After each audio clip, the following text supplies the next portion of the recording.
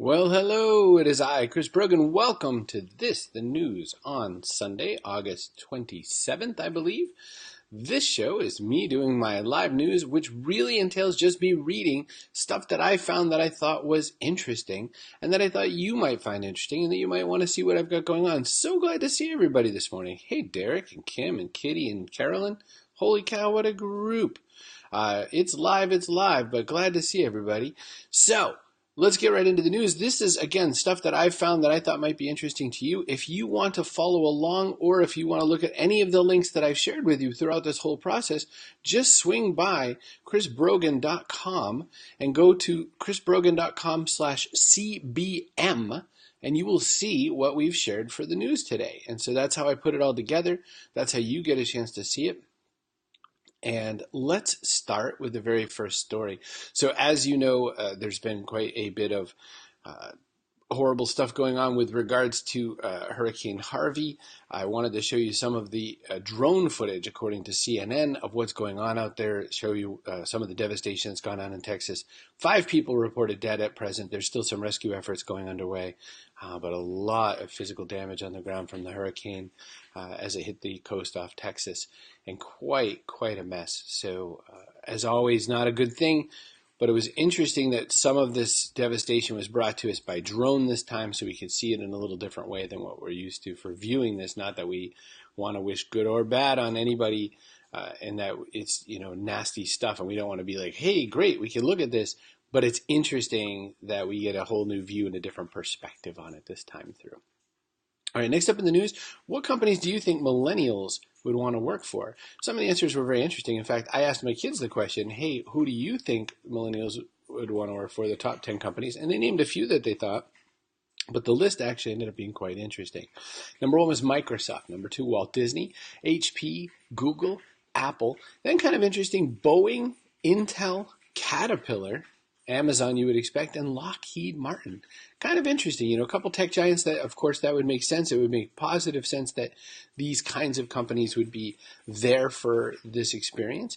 But also interesting that, as well as the tech giants, there were a few in there for manufacturing and industries that we don't normally consider aligned with what we would think of for millennials and all that.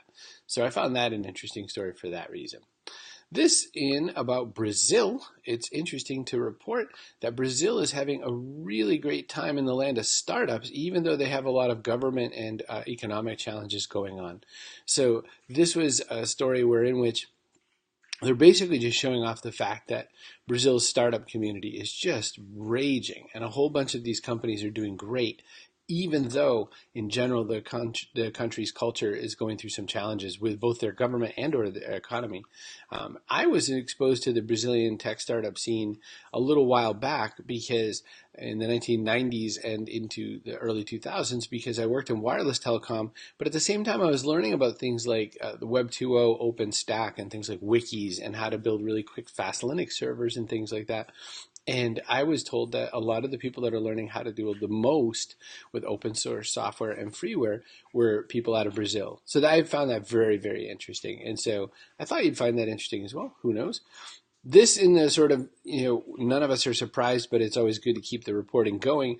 That nonprofit campaign called The Truth has found big tobacco has very specifically targeted military and mental health patients.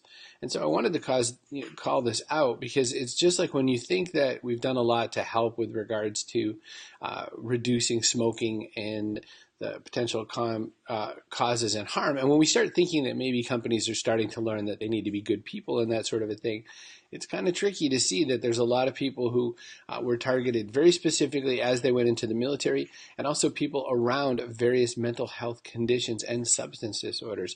That's an area where they've actually campaigned to find even more people. And so I think that's something worth considering. And I guess I just want to call it out whenever I see that companies are still not necessarily doing great things. I am a big believer that we give companies a lot of negative press when they don't deserve it. And I think that it's important to not only keep shining the light on the fact that businesses are doing much better and many great things than we would normally think, but also I guess that it's important that we give them credit for when they're doing stuff that I think they should get credit for. All right, so this story was interesting, and it was a story that I didn't expect to want to read more about, but it was talking about the fact that this white supremacist wanted to talk about how do we stop the extreme movement, because hate groups are on the rise. I just read about the big situation going on in San Francisco yesterday, where they had a big anti-fascism movement. But the thing was, almost no white supremacist people came. A whole bunch of anti-fascist demonstrators came out, which is fine, except then they started clashing with police and causing problems with police. This article is not about that. This article is saying that this white supremacist says that maybe beating up white supremacists isn't necessarily the way to get them to stop their views and values. And then maybe going after and causing big giant fights with them isn't necessarily our best plan. Instead, he says we've got to really work on building up compassion.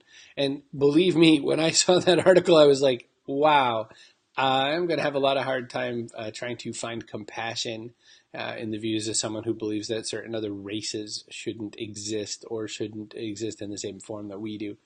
But it bears paying attention, because I'm also pretty sure that punching a whole bunch of people isn't necessarily going to get us where we need to go either. So that's why I want to share that story. Again, anytime you want to look at any of these stories on your own, go to chrisbrogan.com/cbm. I provide links back to all of these things that I found.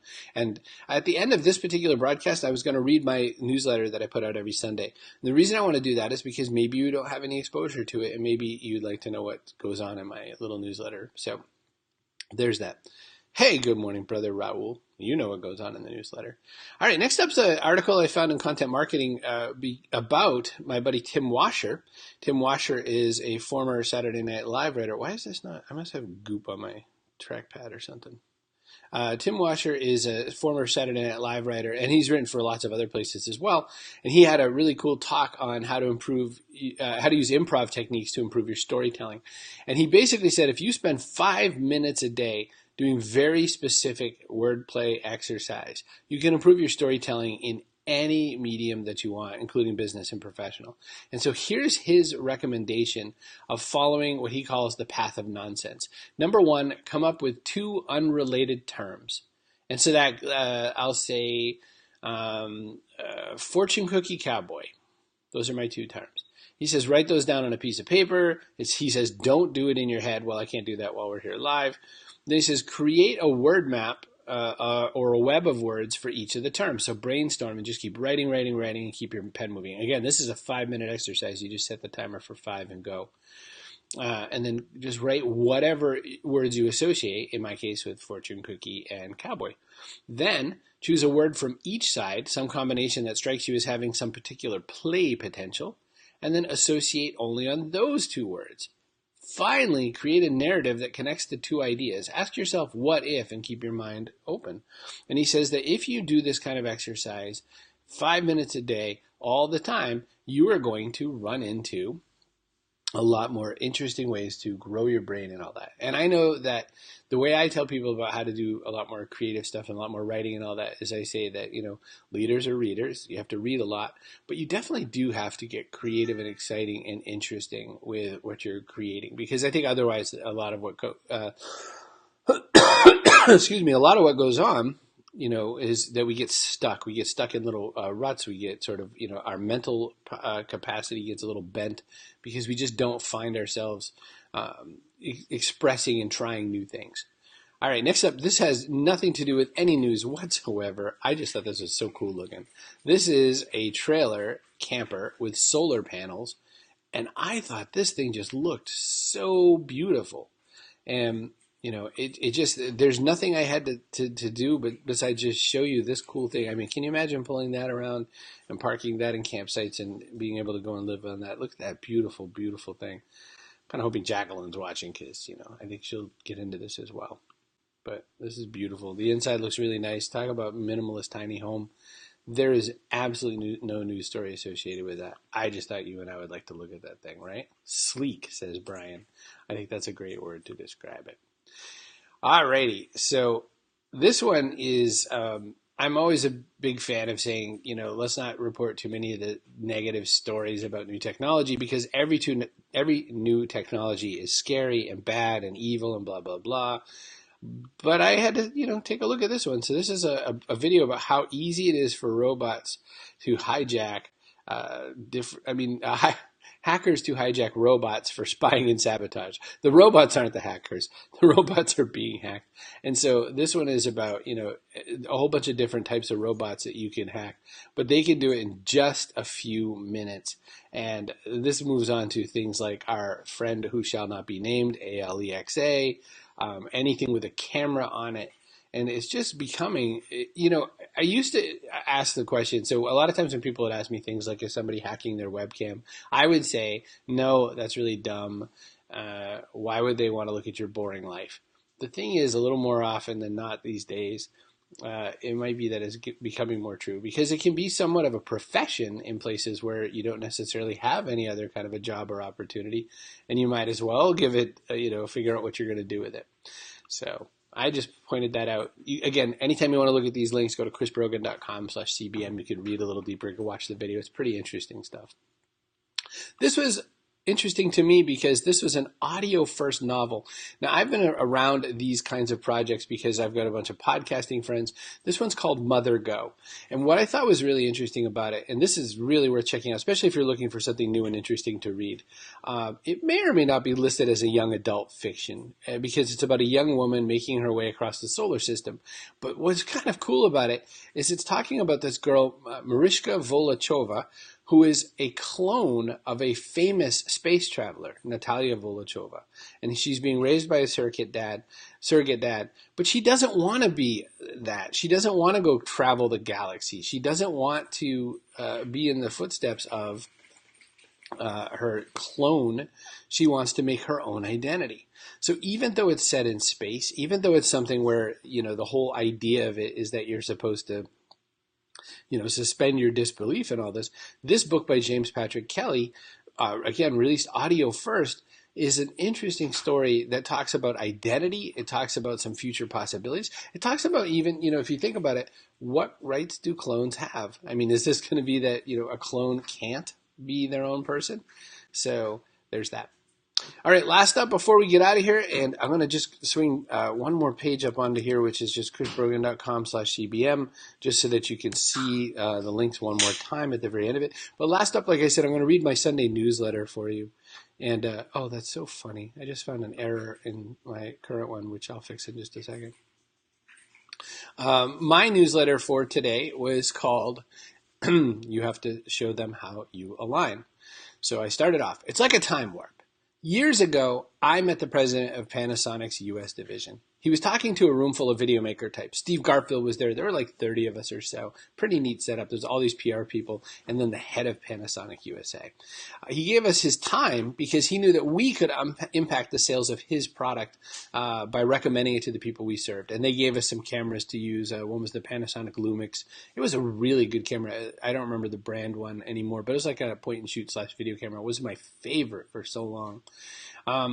But, he had us there because we were the influencers. Pepsi brought me in once to see a bunch of mom and dad bloggers to see that we could consult with them to see if we could help them reach more people. Really fun time. By the way, one funny side story about that was that the mom bloggers had done all this preparation and the dad bloggers just went in there and winged it.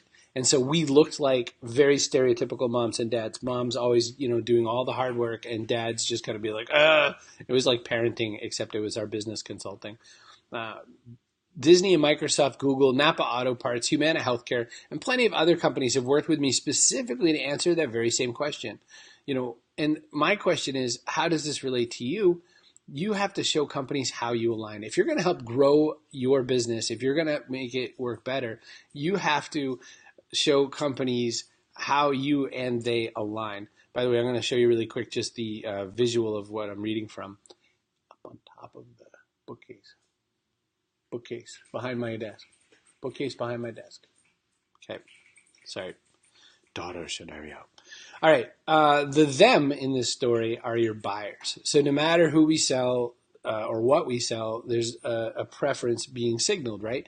We are all tribal people roaming around and making our decisions. We might say, I'm a Mac guy, or I buy whatever I seek, or I buy whatever's cheap. I mean, In-N-Out versus Five Guys, or JetBlue versus Delta. In a lot of cases, there aren't a lot of reasons why to pick a particular brand over another until you make a reason. So is one coffee mug better than another? Well, I could have a visual for this one. I swear by the Yeti mug. When you go to their website, the story is around working people, regular people. You're not a hipster. You want something rugged and enduring that works, right? That's what Yeti mugs are. So that's the alignment, right?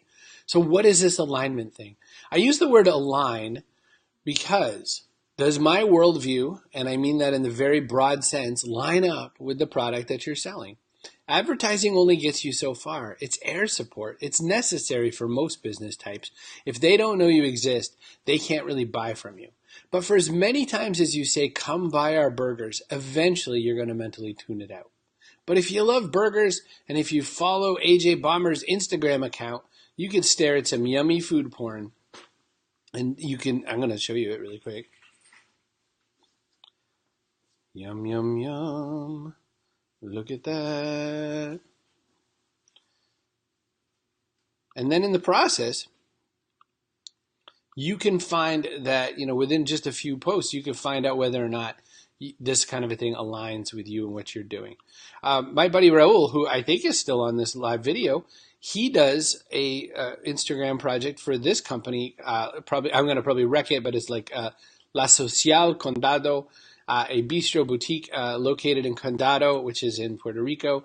And Raul has said that he's brought this business value up. I got to go back to my newsletter because I think I put the numbers in. I think it's 30% or so he raised their sales 30% when they should have been going down in the bad season, right? So alignment comes from telling a story that your buyers can appreciate.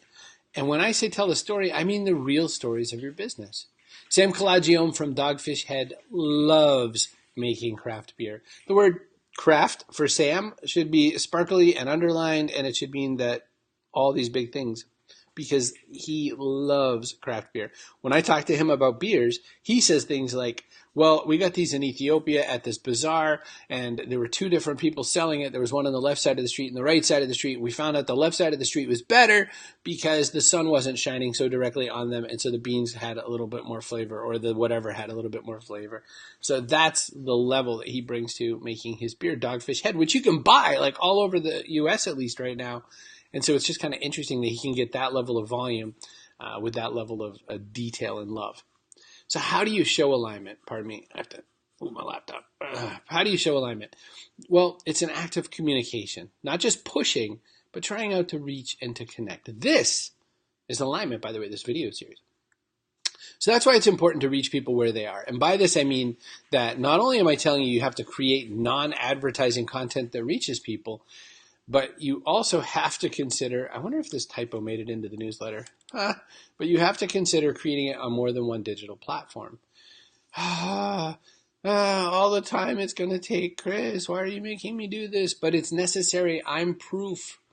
Here's a little rundown of what I noticed. When I tweet more consistently, I get more newsletter subscribers. My new Facebook Live news show is earning me some more attention. I send a copy of these videos to my YouTube channel, and that gets me more attention. I have a podcast where people learn about me for the first time. Once a week, someone will come to me and say, oh my gosh, I never heard of you before. And then I'm like, yes, and a few other choice places. Plus, I have this blog, this chrisbrogan.com blog. I got a message from Jack on my phone. It says, I'm writing an email that will go out today about poop, bloat, and farts. My favorite email ever. Go, Jack. All right. So there you go. She's reaching out too. So this sounds like so much work, right? But it's not super easy. But that's how I earn my customers. They find me somewhere. They see the stories that I tell. They find a sense of alignment with some part of my story, and they buy or they recommend. This is how dentists can win. This is how nonprofits can earn attention. This is how apparel brands can become speakers and change even more lives. This is how a physical therapy shop can become a boutique sports medicine powerhouse. And this is how a nutritionist can show you how to eat more plants. And this is how you can improve your business. And of course, I can help with that. So there you go. I mean, that's all the stories that I had for you today. I'm Chris Brogan. Let me just check back and see what we got going on in the comment section. I'm sure there might be one or two or whatever. Let's see. Raul, you definitely need one. If Amazon comes very easily to the island, I don't know if it does. Teleprompter. Oh my gosh, teleprompter would be so cool. Aligned by beliefs, demonstrate those beliefs by actions. Yes. Erica Michael, take a look at this. And hi, Chris. Good to see you here today. So anyway, that's it. That's it for the story. Again, go to chrisbrogan.com/CBM to check out all of this information that I've provided to you. Hopefully you found it very interesting. Thank you so much for your time and attention. I'm going to try to do this as often as I can because hopefully you find it interesting. I find it interesting to share with you the articles that I've come across along the way that I find interesting, and I like to share them with you live. Again, if you want to see how I made it, I use Ecamm Live, but every time you go to chrisbrogan.com/CBM, you can watch the video of the behind the scenes of how I put this thing together. It's kind of fun. All right, I'll talk to you later. Catch you. Bye.